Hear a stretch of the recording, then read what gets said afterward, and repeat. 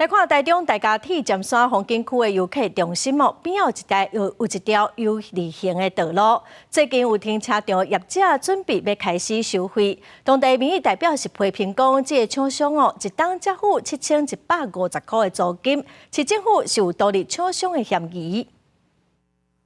民众到台中市大家铁尖山散步，伫咧铁尖山游客中心边啊，有一条 U 字形的道路。市府最近画52架路边的停车架，出入口还阁装感应的围栅。民众认为市府甲道路围起来收钱，还阁有周边道路红线一直来开单，真无合理。以我个人啦，我感觉是会较不适当安尼啦。他想说，停下，因为怎么会画红线？他又要绕很远，到那边停，很不方便。以前不是这样啊。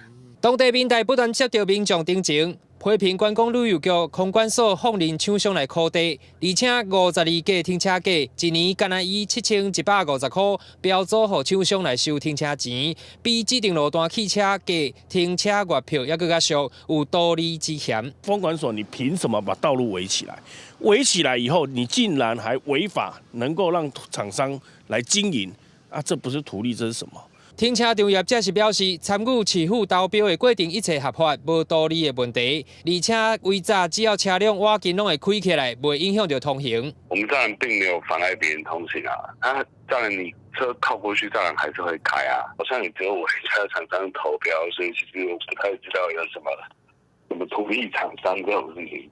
标租费是用那个不动产标租作业要点来收取它的租金，所以两者之间其实我们都是有依法的办理的。管理局强调，U 字型道路是计划道路的范围，袂当设围栅，限厂商7天之内拆除。目前停车格也拢无开始收钱。